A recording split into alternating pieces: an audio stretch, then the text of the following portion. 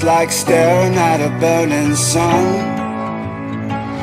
Got teeth like razor blades, and you know that we're out for blood. We're out for blood. Better run, better run. 'Cause here it comes, here it comes. Better run, better run.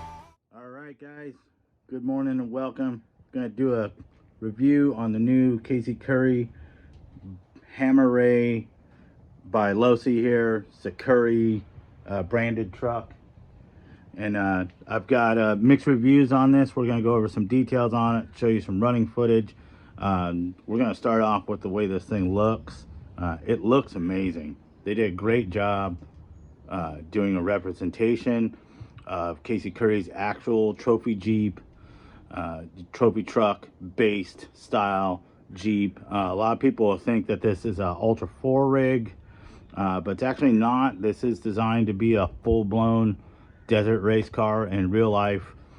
Casey Curry runs this in a few events. King of the Hammers for the trophy truck class is one of them. But yeah, they did a great job representing this thing. It's got a nice little light package on it. It comes with all the front lights. It's got a small light bar here. Cool big round lights, you know, Jeep styling.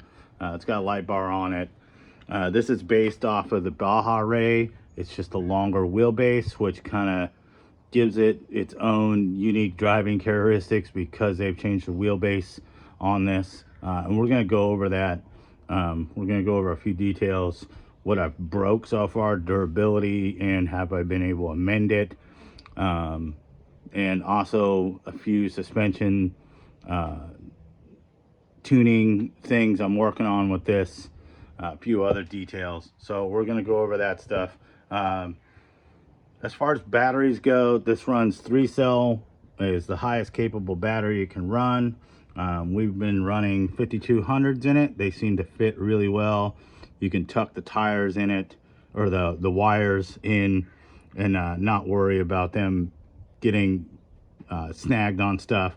You can cram a 7600 into this truck. It will fit stock out of the box, but the wires are going to hang out.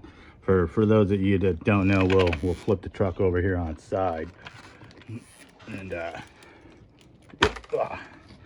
so the battery actually goes in this little compartment here, and you pop the door open, and then the battery slides in through the bottom there. So you will have these wires hanging out. The plug is located here. This comes with the Spectrum smart plug, so you can run smart batteries with this. It'll tell you the battery life and everything on the radio. It kind of gives you some basic telemetry, but you will have wires hanging out of the bottom of the truck either way. But the 5200s allow enough space to get the wires tucked inside the truck pretty nicely. Like I said, 7600 will fit. Your C rating is up to you and what you can afford. This one's a 50 and a 75. The motor kit in this seems to have enough punch. I found it to be geared down a little bit from the factory. It came with an 11 tooth. I put a 13 tooth on this just to kind of wake up the wheel speed a little bit. But that's for some more tuning stuff. The servo is decent. It's not great. It's not the worst. You know, it's like any ready to run servo. You can always upgrade them. The radio here, we'll go over the radio. This is kind of their standard radio that they've been issuing. It's a DX3. It's got some telemetry. This has ABC on it. It's got a limit switch. I just always run mine in 100 because I want 100, but if you've got kids or something, you're going to let them play with it. You can click it down to 50% of the throttle, and yeah, so that's the radio. Basic radio. It's got all your trim levels. The cool thing about it is it does have telemetry if you buy smart batteries. Yeah, another thing with the batteries, so you don't have to run the other plug. These are I think they call them, I don't know what these plugs are called. I forget. They're the blue plugs, but they do match up. They don't have the balance port thing in it. But the Smart Spectrum batteries have the kind of orange plug, yellow, orangish plug, and they'll work just fine. So, next thing we're going to get into on this is some of the suspension stuff on this. So, my general driving impression of this truck when I first got it, there wasn't enough up travel in it. And there wasn't enough down travel, which has kind of led to its own unique problem. So I have moved the shocks on this to the inward position, which gave me a little bit more down travel, but because of the suspension geometry in the front end, we are inducing some what you would call bump steer. I wish they had added some roll point adjustments on the chassis, which they didn't. Would have been nice, but they didn't. And we could have cured that problem with some roll point adjustments, either on the caster block, the C block, or up at the chassis. I will get turnbuckles for this later, and that will help adjust some of that out of there. But would have been a nice feature if they had done that. So that's one problem this truck has. It's not a huge one. The biggest problems I found were in the rear end, and we'll go through that here. So this runs 2 shocks, which is fine, and it's running a sway bar. This thing actually has 2 sway bars, and we'll talk about this with a durability issue here. But the sway bar, for the amount of weight that this truck has up high, is not big enough. So this induces a lot of torque twist, especially when you have a high traction situation like such on the street. This truck's not going to handle well on the street to begin with, but the small sway bar exacerbates that issue. So it definitely needs a bigger sway bar to control the twist that's occurring in the rear end. And then the second issue we found, which we're going to cure with a part from Vitavon, but we'll get into that in a minute, is these little fake sway bars on the back here. So this is how it's supposed to look here. Let's see if we can get the focus there. So yeah, this is actually not connected to anything. This just bobs and weaves back here. You can see it's already rubbed the body some, but this tends to pop off really easily. So you see how easily that popped off. And then these are just floating around back here, and they're just on this little ball on a single shear mount. So already we've snapped off the single shear mount, and now we just have this floating around. So, and that wasn't even driving it very hard. So I have hucked this thing a couple times, and it's stayed durable enough, but now I'll have to come up with a fix for that. So we do have a new piece from Vitavon that's coming that actually turns this whole jazz into a sway bar instead of just rotating bits. You can see I've already bent the bolt here from it landing on that. It's rubbing the body now.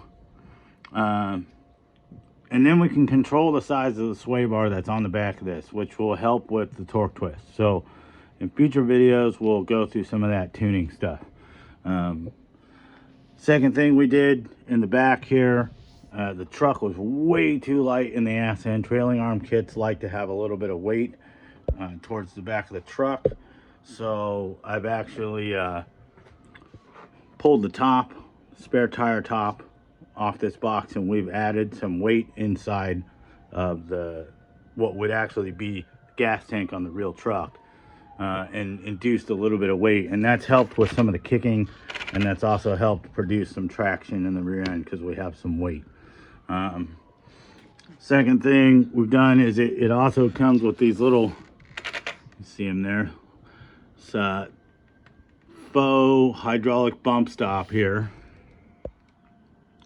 from the factory, which real truck would have, but the problem is that it was too long. So as soon as you would hit a small bump with this truck, it would bottom out like it's actually supposed to on the axle, but it doesn't compress, so that would cause the truck to kick. So I've actually cut those down to get all the up travel out of the ass end of this truck. And it now, the axle wants to touch the frame, the chassis tubing, instead of just bottom out too short on the little fake bump stop. And that helped a lot. The other problem we have with the front end, because you can't adjust this, there's no roll point adjustment or camber adjustment at this point without adding a adjustable upper camber link, is that the tires are real square. The tires work well, they look awesome, but they're very square edge tire. And when this truck cycles, I don't know if you can see it there, it wants to be on the outside edge of the tire, which causes this truck to flip constantly. You will be going to go flip this truck over every 2 minutes, and that's one of the main reasons for that. Other than it's a little top heavy, that's the biggest contributing factor to the truck torque rolling, is the front end suspension setup. When it compresses, it rolls to the outside, which makes for a very safe handling situation in other aspects, because the truck wants to push, it doesn't want to rotate because it's not getting as hard a traction in the front end, but it is causing a lot of wheel lift and then rolling. So trying to adjust that somehow without roll point adjustments. Maybe a new caster block aftermarket will have some roll point adjustment, and we can adjust that out of the front end and also try and address the bump steer issue. But other than that, the truck looks great. It's a fun truck. It looks awesome jumping around. It definitely takes a driver to be able to handle this thing with the amount of power it has. The ABC has to be turned all the way up because this thing wants to torque twist and get out of shape. And sometimes the ABC actually will overcompensate a bit. But yeah, those are all tuning issues. So yeah, my general review of this truck is it's a cool truck.